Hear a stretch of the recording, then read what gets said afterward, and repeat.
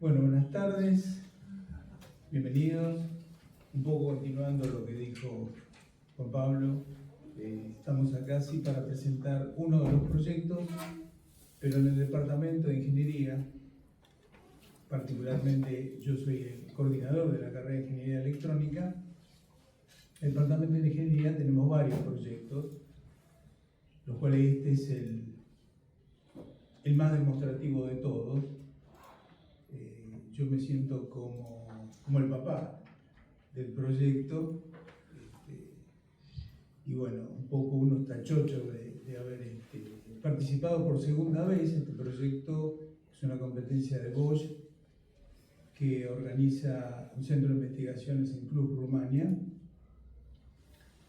y que se trata fundamentalmente de trabajar con un auto autónomo, de hacer que un auto sea autónomo, modelo por supuesto, en este caso lo tienen ahí presente, y donde nuestros alumnos han participado por segunda vez consecutiva. La primera vez 100 y pico de universidades, la segunda vez 160 y pico de universidades, fuimos elegidos entre ellos, trabajando desde el mes de diciembre que llegaron los modelos hasta hace muy poquito, que fue el viaje a Rumania. Participaron y ganaron un premio por segunda vez, de manera que nos sentimos muy orgullosos de este trabajo, y es un trabajo que además, como bien se dijo, permite la posibilidad de hacer una transferencia tecnológica. Bosch lo organiza justamente con motivo de tener una transferencia de tecnología, lo cual es importantísimo desde el punto de vista no solamente de la empresa, sino de la universidad, de ingeniería, etcétera, etcétera, ¿verdad? Dentro de este grupo y de otros grupos que tenemos formado, hay gente de ingeniería electrónica e ingeniería informática. Tengo que decirlo que son multidisciplinarios, no es una sola carrera la que participa, lo cual nos hace por ahí estar un poco más orgullosos de poder incluir, y en el futuro vamos a tratar de incluir gente no solamente de estas dos carreras, sino en lo posible de mecánica, de industrial. No podemos hacer partícipe a civil porque bueno, no hay nada en construcción, pero si pudiéramos lo haríamos. Y bueno, de este punto de vista creo que lo que van a dar nuestros alumnos como explicación en breve muestra el grado de desarrollo, el grado de competencia que han tenido ellos en forma internacional con las demás universidades. Aquellos 160 y pico de participantes o de inscriptos en esta competencia fueron universidades de otros países. Por lo tanto, es un orgullo que hayamos logrado un puesto muy importante dentro de lo que fue la competencia. Ellos después le van a contar cuál fue el puesto y cuáles fueron los números. Bueno, le voy a dar paso a mi colega acá que va a seguir ampliando un poco las condiciones. Buenas tardes. Bueno, yo soy Alejandro Furcade, le doy una mano a Hugo con el tema de la coordinación y soy mentor de los chicos del grupo. Desde ingeniería se nos plantea siempre un problema que es la interacción con la industria, la generación de valor, ¿no? Y si bien los papers son muy importantes, ¿sí? Porque es transferencia tecnológica, estamos un poco empecinados en hacer, ¿no? En hacer cosas que se toquen, cosas que muevan, cosas que tengan un impacto directo en la industria y en nuestra comunidad especialmente, ¿no? O sea, estamos inmersos en un lugar de la comunidad y eso para nosotros es importante. Hay algunas cuestiones de entorno, como decía Juan Pablo hace un ratito, que si bien dificultan la tarea, hay muchas cosas que hacen que eso se sobrelleve mucho mejor. Un poco el mito de que los chicos no quieren. Los chicos tienen una gana de investigar, tienen una gana de hacer, tienen un empuje. Si ustedes por ahí pasaban por acá por enfrente y veían la luz del polo prendida a las 12 y pico de la mañana, eran ellos que estaban con el autito para adelante y para atrás, para adelante y para atrás, ante la mirada atónita del guardia, ¿no? Que estaba ahí diciendo, estos muchachos no tienen familia, no tienen dónde dormir. Entonces, eso es realmente, para nosotros que estamos de este lado, es invaluable. O sea, que nosotros tiremos un empujoncito y que haya una multiplicación en lo que nosotros tiramos es fantástico. Ellos comenzaron desarrollando, digamos, la idea que contiene el auto en otro entorno, ¿no? El entorno quizás de control, de la inteligencia artificial, de la robótica básica, y luego encontraron una aplicación acá. Y nosotros, desde este lado, lo que tenemos que entender es que el conocimiento que ellos desarrollaron es transversal. O sea, no se aplica a este proyecto nada más. Ellos hicieron un modelo de inteligencia artificial, de control de lazo cerrado inteligente, con detección de imágenes, que sirve para este auto y lo hace muy bien, pero sirve para cualquier otro dispositivo que la industria pueda usar.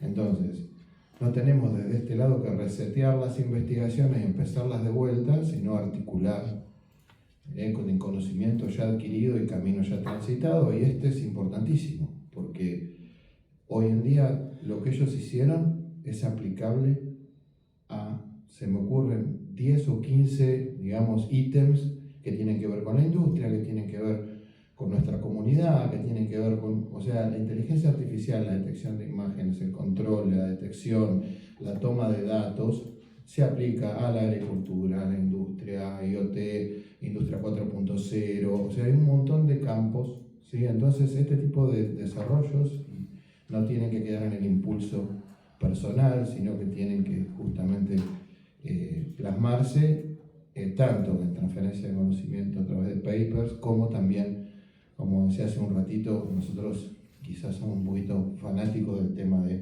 armarme algo. Yo quiero que esto se mueva, quiero que no quedemos en el paper. Yo entiendo que la situación nuestra en cuanto a lo económico, en cuanto a lo presupuestario, es ajustada, pero también entiendo que hay una gestión, digo, en nuestra universidad que es muy valiosa con respecto a maximizar los recursos que nos llegan, y los chicos, gracias a eso también, y a los sponsors, han podido ponerse al lado de otros equipos que tienen, por ejemplo, un departamento destinado a esta competencia, ¿no? Con 20 personas, todos ahí viendo cómo desarrollan, cómo hacen, ¿no?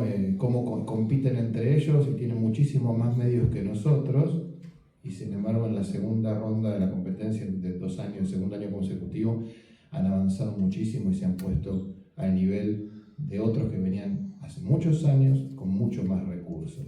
Y eso tiene que ver también con nosotros, tiene que ver con cómo ellos ven la posibilidad de desarrollar. Y como les digo, los chicos tienen muchísimas ganas de hacer cosas.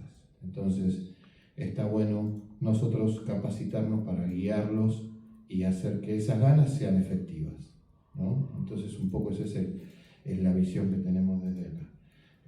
Pero bueno, los dejo con los chicos, que se presenten y cuenten un poco.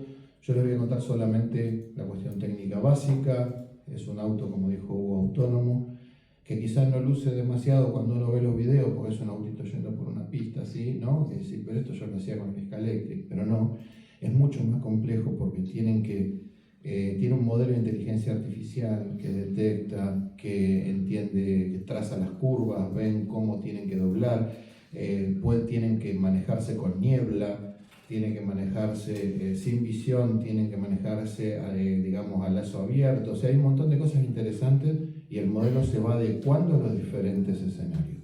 Así que los dejo con ellos, que les cuenten un poco más detallado su experiencia, pero como dice Hugo, nos ponen muy orgullosos, tanto él como otros proyectos que vemos que van creciendo un montón.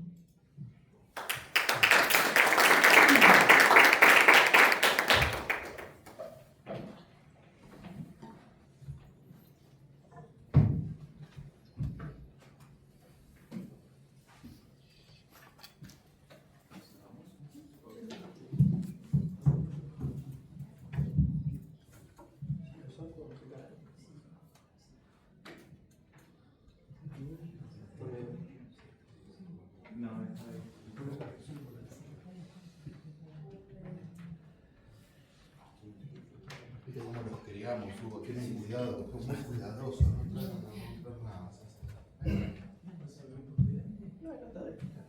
Ahí, ¿se escucha? Dale. Bien, bueno, ya básicamente explicaron un montón de lo que es el proyecto, así que está bueno, podemos ir con mañana mismo.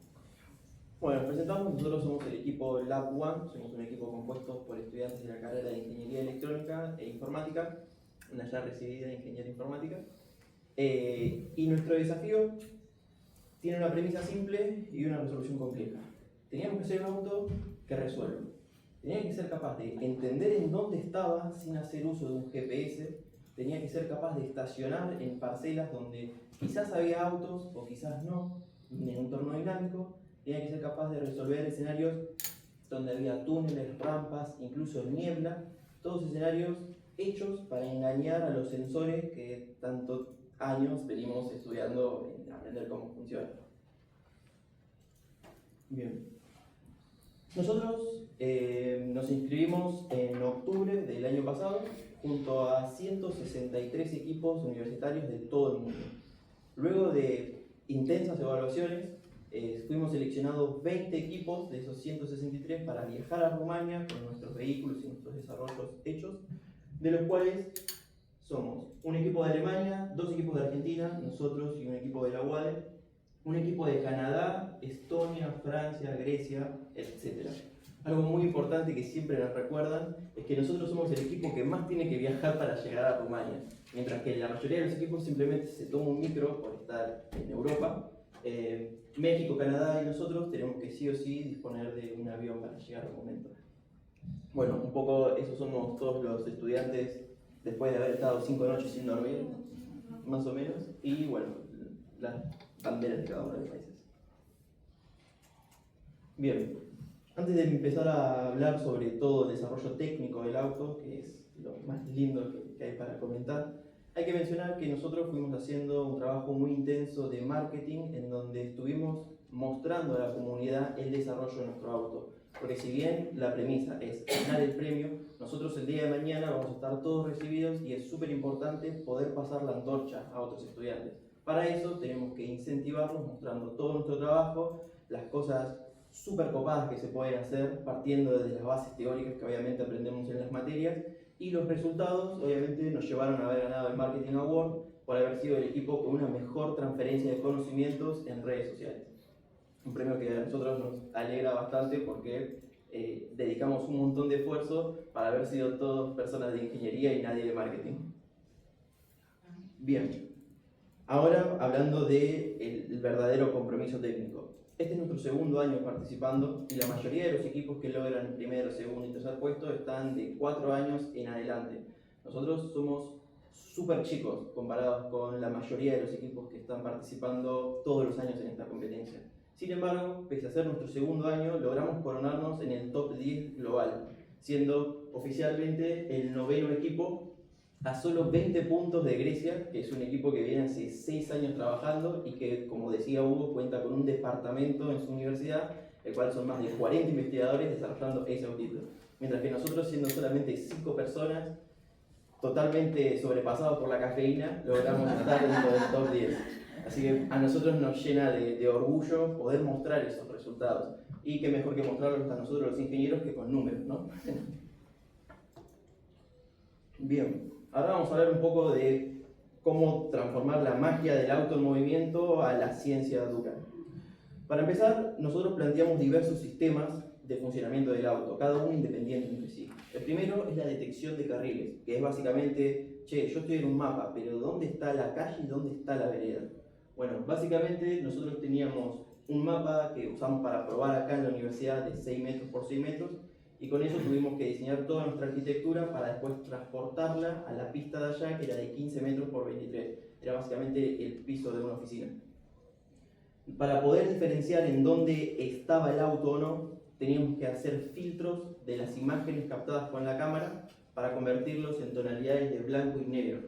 Una vez logramos esto, dividimos la imagen en muchas filas y hacemos diagramas de intensidad, que son estos diagramas acá, los cuales nos permiten distinguir los puntos blancos de los puntos negros. Algo que parece súper básico, pero nos llevó como 3 meses. Gracias a esto logramos tener un sistema súper fluido de navegación, el cual se muestra en este video. Bueno.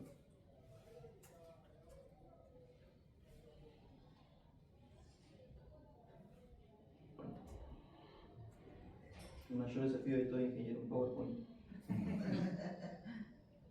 Bien, ahí podemos ver cómo instante a instante, en base a los frames capturados por la cámara, se traza una curva la cual asegura que el auto se mantenga en el medio del carril. Esto es súper importante, sobre todo para no salirse de la pista y reaccionar frente a eventuales señales que vamos a estar mostrando a continuación. Bien, ahora. Bien, ya logramos hacer que el auto esté en la pista. Ahora, ¿cómo hacemos que sea inteligente, que reaccione frente a eventos? Para eso planteamos el entrenamiento de un modelo de inteligencia artificial usando la arquitectura de YOLO, el cual, al realizar un entrenamiento nosotros mediante un dataset custom, logramos una alta confianza en todas las señales de tránsito, que es básicamente lo que tiene que detectar el auto para reaccionar. Por ejemplo, si ve una señal de cruce peatonal, reducir la velocidad; si ve una señal de entrada de autopista, acelerar; una señal de stop, frenar, etc. Además de reaccionar a las señales de tránsito, algo que es súper importante en vehículos autónomos es no pisar a la nena. El año pasado, lamentablemente lo hicimos, pero bueno, éramos primerizos, teníamos esa excusa. Este año ya no la teníamos y de hecho enfocamos un montón nuestro modelo para que tenga una alta confianza en la detección de peatones. Porque si haces un auto autónomo que pisa peatones, hay algo mal ahí. Aparte de los peatones, también hay autos. Ahí es importante tampoco chocar a los autos y de hecho esquivarlos, hacer la maniobra de overtake, porque generalmente los autos van lentos y como esto es una competencia de puntos, como si fuese una especie de Pac-Man, vos querés agarrar todos los puntos en el menor tiempo posible. Y si hay un auto que te está frenando y tenés la posibilidad, porque hay una línea punteada, podés avanzarlo. Pero también puede ser que no lo puedas avanzar. De eso va a ir ahora en la siguiente. Hola, buenas. Mi nombre es Cristian Cárdenas, soy estudiante de Ingeniería en Electrónica. Yo me encargué más en la parte de los sensores, que en sí es cómo el auto percibe su entorno. El auto, si bien podía ver, o sea, ya tenía un sentido, necesitaba un sentido de orientación. Para eso nosotros usábamos un IMU, que más o menos en palabras simples es una brújula. Es lo que le permite al auto saber cuántos grados gira a la derecha, cuántos grados gira a la izquierda. Y esto es muy importante porque cuando ve una curva, debe saber cuánto girar, cuánto debe recorrer. Otro sensor que usamos es un encoder que le permite medir el desplazamiento. Porque si tenemos el ángulo y no sabemos cuánto nos estamos moviendo, no se ve. Entonces todo este conjunto nos ayuda a desplazarnos. Además, teníamos otro sensor que no está, pero era un LIDAR, que era lo que le permitía detectar obstáculos. Si bien podía en el carril cruzarse un auto, podíamos verlo con la cámara, pero no sabíamos a ciencia cierta qué distancia tenía. Entonces necesitábamos frenar y para evitar ese choque, el LIDAR venía bien. El LIDAR lo que hacía era mandar un láser y este láser retornaba y podíamos marcar una distancia. De esa forma podíamos parar y frenar con anticipación.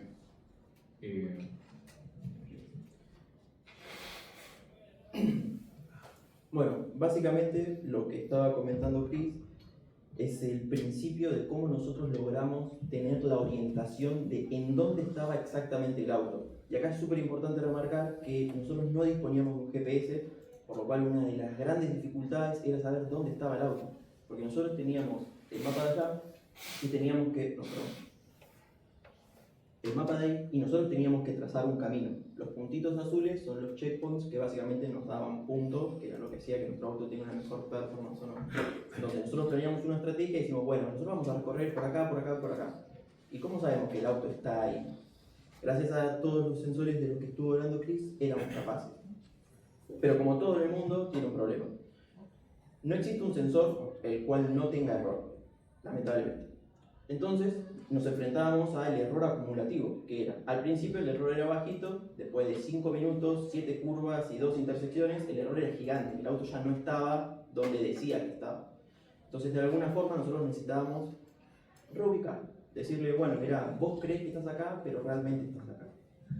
Para eso nace el algoritmo de corrección, el cual básicamente consta en usar el modelo de detección de objetos para captar las características claves de la pista, que es la señal de la línea de stop line, la cual te dice que estás a punto de hacer una maniobra de intersección, doblar a la derecha, izquierda o hacia adelante. En esos momentos nosotros podemos decir, el auto más o menos está ubicado por acá en el mapa, pero como vos estás detectando la señal a 11 centímetros y a 20 grados, el auto está realmente parado acá. Que al principio parecía algo súper sencillo y realmente nos salvó la vida, porque allá se ve la imagen de cómo el auto cree que avanzaba, obviamente con un error, porque el auto realmente estaba circulando por los carriles, pero la orientación nunca se corregía, entonces generaba errores catastróficos frente a esta imagen que es el auto venía doblando por acá según lo que él creía, y cuando detecta la señal automáticamente se corrige y le dice no, mirá, vos estás parado acá. Entonces eso nos permite tener un control más grande sobre la trayectoria del auto, y básicamente fue uno de los motivos por los cuales pudimos tener una muy buena performance, porque cuando trabajas a tan bajo nivel de ya directamente buscar el error en los sensores, empezamos a notar nuestro diferencial como ingenieros argentinos, ¿no? Que los cuales estamos acostumbrados a hacer cosas buenas, bonitas y baratas. Bien. Buenas tardes, soy Carolina Núñez, ingeniera en informática, soy la parte de informática del equipo, así que a continuación vamos con algo, tenemos música de paso. Bueno, les voy contando el lugar. Hasta ahora, como bien contaron mis compañeros, tenemos toda la información necesaria para el auto, ¿no? Podemos ver los objetos, podemos ver las señales, podemos ver el carril, los sensores que nos van a informar acerca de las cosas que tenemos cerca, pero ¿de qué forma podemos integrar todo eso dentro del auto para que se empiece a desarrollar de forma autónoma? De alguna forma tenemos que todo esto estar pasando en simultáneo. Ahí es donde aparece en escena la máquina de estados. ¿Qué va a hacer la máquina de estados? Así a modo, como si se tratara de un modo, de una situación que va a estar detectando el auto, que lo que va a permitir, con toda esta información que cuenta, empezar a decidir. El auto va, a medida que avanza, poder identificar toda esta información que recibe y decidir qué hacer ante esos eventos. Por ejemplo, en una situación normal, el auto está avanzando, lo único que ve es el carril. Cuestión que decide hacer el seguimiento del carril. En algún momento aparece un semáforo. Tiene que decidir darle prioridad a responder a esa señal que apareció, en este caso el semáforo. Si se trata del semáforo en rojo, frena. Si se trata del semáforo en verde, continúa su tránsito. En este escenario donde no solo está detectando el carril, sino que también está viendo una señal de tránsito, y al mismo tiempo que, como contaban mis compañeros, el auto sabe dónde está y hacia dónde quiere ir, puede ocurrir que aparezca la famosa negrita en medio del camino. Ok, el auto ve el semáforo y dice, yo tengo prioridad de paso, continúo. No. Claramente acá aparece otro evento en escena al que también tiene que responder. Por lo tanto, como todo esto está ocurriendo al mismo tiempo, seamos conscientes de que todo esto es segundo tras segundo, ni siquiera minuto tras minuto. Es instante a instante. Tiene que ir coordinando de alguna forma toda esta información que recibe y darle prioridad de alguna forma. Ahí es donde aparece un poco la máquina de estados y el procesamiento de esta información que es mucha. Imagínense si para un auto a escala es mucho, imagínense un auto de tamaño real, ¿no? Así que bueno, ahí está la parte de un poco de el cerebro, cómo coordina toda esa información. Ok, el auto ya recibe información, decide, analiza lo que recibió y opera. ¿De qué forma nosotros podemos ver que efectivamente está haciendo las cosas bien? Aparte de ver el autito andando y decir, dobló donde tenía que doblar, reaccionó como tenía que reaccionar. Ahí es donde aparece el dashboard en escena. Utilizamos esta especie de interfaz, que se trata de una interfaz o como tablero de un auto real, en el que vamos a estar recibiendo toda esa información, lo que el auto está pensando y decidiendo en tiempo real, que nos va a permitir a nosotros ver de forma clara, sencilla y fácil, muchísimo. Hay un factor clave en esta cuestión, la facilidad del uso de esta interfaz para ver efectivamente lo que el auto decide. Así a modo didáctico, tenemos a mi izquierda, su derecha, dos imágenes que en realidad nosotros decidimos desglosarlas para que puedan visualizar por separado el tema de la detección de carriles y la detección de objetos. Volvemos, todo esto sucede al mismo tiempo, por lo tanto el auto ve solo una imagen y detecta ambas cosas al mismo tiempo. Podemos ver la detección de los objetos y del carril en tiempo real. En medio vamos a poder visualizar una serie de, digamos que comandos, donde a priori el auto nos va a estar informando, por ejemplo, la batería, la velocidad, el ángulo, las coordenadas en las que se encuentra, y nosotros también le vamos a poder dar directivas. ¿Qué nos permiten esas directivas? Probarlo. De forma sencilla podemos indicarle al auto dónde está, alguna coordenada, algún detalle técnico para facilitar todas esas pruebas y a nosotros ahorrarnos tiempo en vez de ir a el código que son millones y millones de líneas. Finalmente, se terminó el video. Bueno, a izquierda podrían ver una especie de mapa. ¿Qué es ese mapa? Como si fuera un Google Maps. Vamos a estar viendo la ubicación del auto en la pista, en nuestro caso en la pista de prueba, sino en la ciudad inteligente que nos ofrecen los de Bosch. Al mismo tiempo no solo vemos un auto desplazándose, sino que también la trayectoria del mismo, el rastro que va dejando a medida que avanza y las señales que detecta.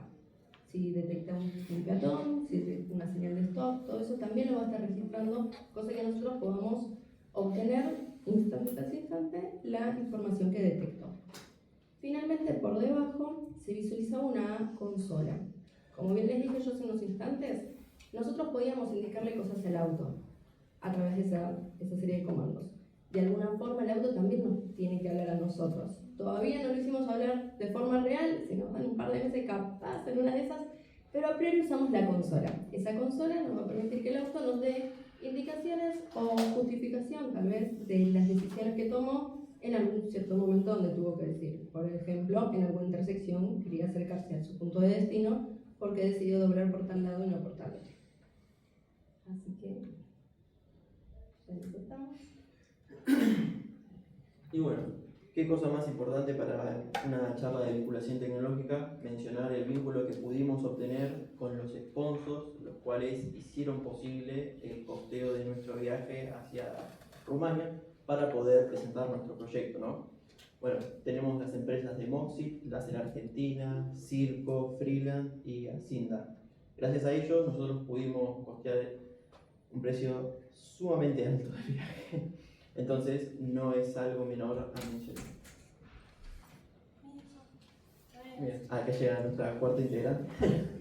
Y bueno, habiendo dado la explicación general y quizás hasta un poquito técnica de lo que fue el desarrollo del auto, la experiencia vivida y afortunadamente la posición en la que quedamos, nada, agradecerles y obviamente si tienen alguna pregunta a su disposición.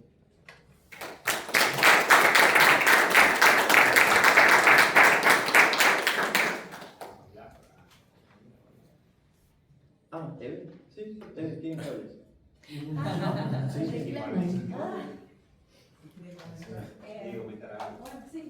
Bueno, mi nombre es Evelyn Castro, estudiante de Ingeniería Electrónica. Y bueno, en este proyecto yo formé más que nada parte del desarrollo de lo que es la detección de objetos y de obstáculos.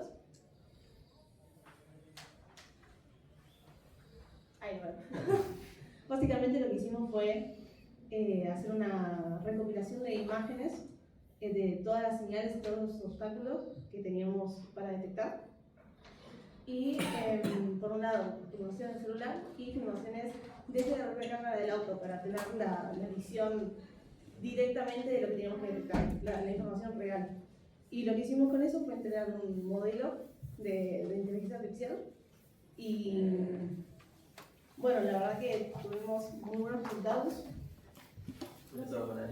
Sobre todo con Arena, porque digamos, esta vuelta no lo atropellamos y que es como la peor Infracción posible. Claro. Pero bueno, en este caso tuvimos muy buenas detecciones, por lo tanto pudimos esquivar y no tener ninguna colisión. No sé cómo hacerlo tanto. Una preguntita, el tema de cómo localiza los objetos, ¿de qué manera? Lo que nosotros usamos fue un modelo de YOLO, que es un modelo de detección de objetos en tiempo real y lo que tiene esta arquitectura, digamos, de detección de objetos o de procesamiento de imagen, es que una vez que analiza toda la imagen, puede detectar en qué parte de la imagen, o sea, qué, digamos, XY, en qué posición exactamente está ese objeto. ¿Y cómo lo discrimina, digamos? O sea, si tiene un objeto adelante de que no es parte del paisaje y es un objeto aparte. Digo porque tipo sonar, radiofrecuencia, no sé, imagen térmica, no sé. Es que por eso justamente nosotros hicimos una recopilación previa. Ah, sí, en general varias. Ah, entiendo. Claro, nosotros ya teníamos, ya sabíamos cómo se iban a ver esos objetos y además de tener, digamos, la imagen del objeto real, lo que hicimos fue aplicarle como ciertos filtros o ciertas, digamos, no sé, como casos en donde capaz el objeto se vea cortado, o se vea con niebla, o se vea oscuro, muy brillante. Entonces eso le dio mucha generalidad a lo que es el modelo que entregamos, para que lo pueda detectar y pueda justamente, digamos, detectar estos objetos en todos esos entornos. Claro, poder discriminar y darse Esto tiene que ver con el entrenamiento en base a imágenes, y lo que está corriendo en el auto es una pieza de hardware de altísima velocidad, digamos, que se compró especialmente para eso, porque las que se conseguían normalmente en el mercado no funcionaban. Claro. Entonces se está haciendo una detección de imagen y un filtro en tiempo real con una inteligencia artificial entrenada. O sea, por eso yo mencionaba que este modelo es transversal y es aplicable a otras cosas, porque en realidad lo que hicieron los chicos tiene mucho valor desde el punto de vista de que es una inteligencia artificial entrenada independiente que no está conectado a ningún lado. O sea, decide con respecto, es como si fuera un chat GPT chiquito. Entiendo, ¿No? O sea, eso es muy interesante desde el punto de vista de la implementación. Sí. Por eso se usó, digamos, hardware avanzado y bastante complejo. Claro, qué bueno. Buenísimo, gracias. Tengo un par de preguntas. Por un lado, sí, muy buena la charla, lo felicito por la iniciativa, está buenísima. Son tres cortitas. La primera, pensando en su formación y pensando en la UNLAM en sí, ¿qué aspectos piensan ustedes que los hizo lograr esta diferencia frente a equipos como hacen ustedes que vienen ya trabajando desde hace más tiempo? Si entra en alguna parte, algún aspecto vinculado a algún tipo de patente o no. Y si quiere contar esto que hablaron antes sobre la transferencia de conocimientos en redes sociales, cómo fue esa experiencia y por qué sienten también que ahí fueron distinguidos. Qué pregunta. Van a ser tres fáciles. Y respecto a la primera, yo creo que tuvo mucha influencia justamente la materia que da Ale, que es Digitales 4, que es una materia donde nos plantean hacer un proyecto. Todas las materias que tienen proyectos, desde mi punto de vista personal, tienen un altísimo valor agregado, porque te obligan a agarrar todos los conocimientos que venís acumulando de otras materias teóricas y plasmarlo en algo tangible. Ahí es donde empiezan a haber un montón de problemas, porque es donde nos empezamos a dar cuenta que las cosas no son ideales. Como por ejemplo lo que estábamos hablando hace un rato de los sensores de orientación. En la matemática sale de taquito como tiene que ser. El problema es cuando en la vida real no pasa eso. Entonces, ese tipo de materias, desde mi perspectiva, tienen un altísimo valor agregado porque nos obliga a desafiarnos a nosotros mismos y a buscar soluciones donde quizás con la teoría pura no la podés encontrar, sino tenés que ir a casos más prácticos. Aparte del hecho de trabajar en equipo. Algo que fue súper importante para todos nosotros fue el poder organizarnos bien, porque es un proyecto súper complejo, tiene un montón de cosas por hacer y nosotros ya corríamos con desventaja de que solamente éramos 5 personas frente a universidades de otras partes del mundo donde tienen 40 personas, 20 ingenieros, másters y demás. Pero una buena organización y un plan claro, los cuales vamos obteniendo en diversas materias de la carrera, logran que podamos tener un equipo equilibrado en ese aspecto. Obviamente 3 millones de materias hicieron que sepamos cómo hacer las cosas. Me olvidé las otras dos, perdón. No, si hay algún tipo de instancia de patente con esto. esto que decían de la inteligencia artificial, Sí. ¿es algo que desarrollaron ustedes o que ya tenían de una base y lo optimizaron para este proyecto? Respecto a patente, de esto, exactamente esto, no se puede, por una cuestión de que esta es una competencia organizada por Bosch y se reservan los derechos. Okay. Sin embargo, como decía Ale, acá no importa en sí el producto, sino la solución, que es modular. Vos tranquilamente podés sacar esto, que es la detección de objetos de algo, que nosotros definimos qué es ese algo, y ponerlo, por ejemplo, en una cámara de seguridad. Entonces, de una forma muy fácil, podés convertir esto en un producto. Y eso sí ya no corre tanto por las restricciones que tenemos nosotros en cuanto a las patentes para este proyecto. Entonces, en ese aspecto sí, pero hay que buscar una vuelta de tuerca porque en sí es un proyecto de competencia, no un producto vendible. Okay. Sí, no, y la última, esta, si crearon toda la experiencia de las transferencias de conocimientos en redes sociales, también intuyo que es algo bastante novedoso. ¿Cómo se pensó, digo, qué objetivos tenían ahí con esa faceta de trabajo? Aparte de las redes. Eso es algo más que yo. Y ahí medio que mismo desde la competencia te fomentaban a comunicar lo que estabas haciendo, así que bueno, como nosotros como equipo teníamos dos ideas a priori. Una era comunicar conocimiento, decir bueno, en qué estamos trabajando, cómo lo aplicamos, qué cosas se nos ocurrieron, o también de forma dinámica, ¿no? Porque la idea justamente de las redes sociales, mucho ahora, más que nada en la actualidad, son cositas, videitos cortitos que te atrapen. Entonces, bueno, apuntábamos a eso. Y también un poco algunas cosas más de juego, así como si fueran bloopers o cosas que nos pasaban incluso con el auto, de decir, bueno, de qué forma también podemos no dejar tanto en lo académico, sino y también mostrar un poco lo que sucede en la vida real. No todo sale en la primera. Entonces, bueno, un poco ese proceso de cómo fue también nuestro proyecto y cómo nosotros fuimos creciendo en él hasta llegar a la semifinal y, bueno, mostrar también todo ese camino, cosa de que del otro lado se pueda ver, nos conozcan de qué se trata el proyecto y también si hay algún otro estudiante escuchando que se entusiasme de que, bueno, toda esta salida que puede ocurrir en cuanto a la informática, la electrónica, es posible y en Argentina también tiene lugar.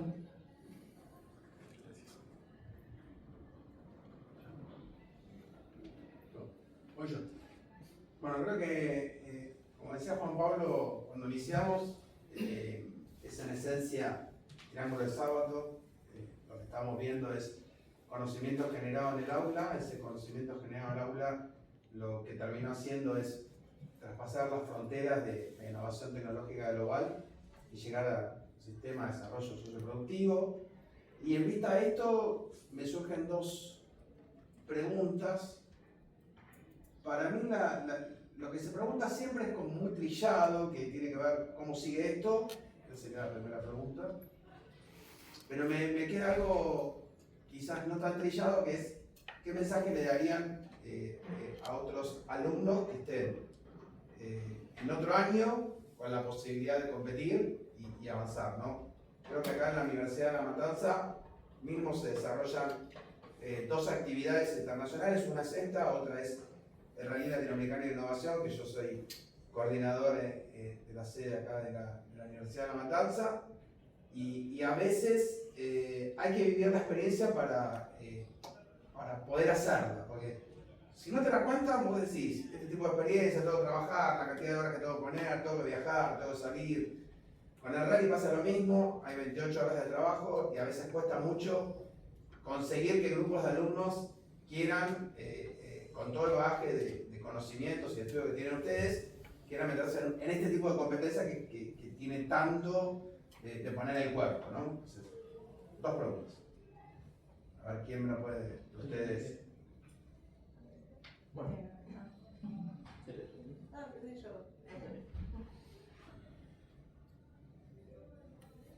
Respecto a cómo sigue esto, obviamente no vamos a volver a anotar el año que viene. Habiendo estado 2 años participando y estar en el top 10, ¿qué más manija nos pudo haber dejado, no? Obviamente apuntamos al año que viene tener una mejor performance aún porque estuvimos muy bien, supimos cuáles eran los errores que cometimos en la pista y sabemos cómo corregirlos. El problema que tuvimos tanto el año pasado como este año, aunque no parezca, es que no tuvimos tiempo. O sea, es una solución súper compleja y para este tipo de proyectos no existe algo que está bien o algo que está mal. Hay un montón de soluciones grises las cuales te van a dar ventajas en una área y ventajas en otra área. Entonces un poco nuestro trabajo al principio es investigar cuál es la mejor.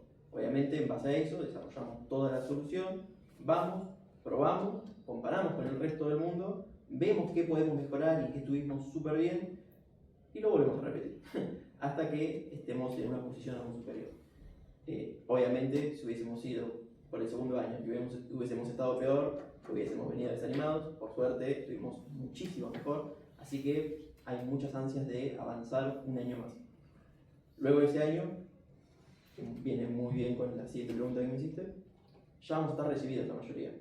Entonces ahí tenemos que pasarle la antorcha a los estudiantes que vienen, porque es un proyecto súper lindo. Logramos poner a la UNLAM en el puesto global número 10 del mundo en autonomía y no queremos que esto se termine con nosotros. Entonces, parte arrancó con lo de marketing, el hecho de incentivar a los alumnos, y parte con, bueno, obviamente todas las charlas que damos. Al principio nosotros cuando nos anotamos, la realidad es que no sabíamos ni el 25% de dónde nos estábamos metiendo. Teníamos una idea, teníamos las ganas. A medida que va pasando el tiempo, nos organizamos, estudiamos, aprendemos por nuestra cuenta, que es algo súper importante para un ingeniero tener la capacidad de no solo quedarse con lo que uno aprende porque alguien se lo enseña, sino tener la capacidad de buscar más, porque ahí es donde realmente uno se diferencia del resto. Entonces, para empezar, los alumnos que sientan esa especie de miedo de decir no, yo no sé nada, nosotros estábamos totalmente igual.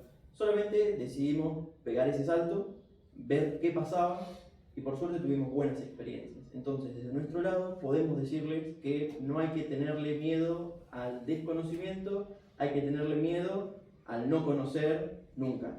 Y las únicas formas de aprender, por ejemplo, cómo entrenar un modelo de inteligencia artificial, cómo resolver ciertos problemas de autonomía, cómo trabajar en conjunto con diferentes estudiantes de otras carreras, es haciéndolo. Porque no hay ni un solo examen que te vaya a poder dar esas respuestas. Entonces, lo que uno gana como estudiante no es un 10, un 9, un 8. Lo que gana es la capacidad de desenvolverse como profesional frente al mundo. Obviamente todo el prestigio de la premiación hace que sea un poco más sencillo. Entonces, creo que el mensaje general sería que no hay que tener miedo, simplemente hay que tener ganas. Todo lo demás se arregla en el camino.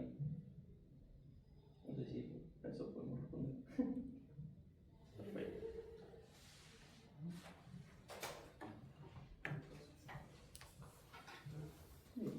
Si no hay ninguna pregunta. No sé, Hugo, ¿vos querías decir algo más?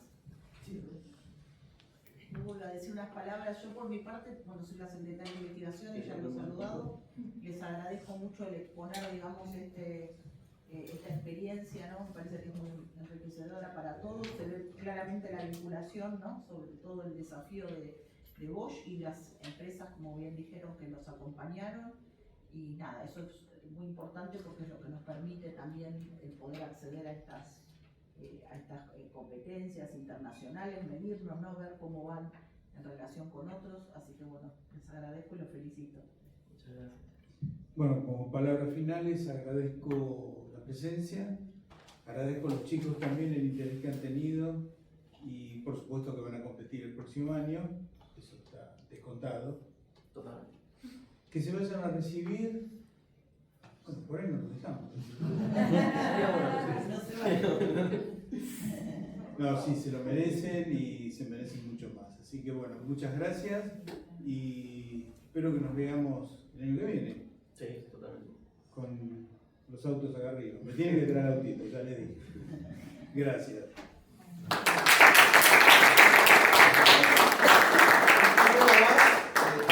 Comentó Juan Pablo y le hago extensivo a todos para que comenten.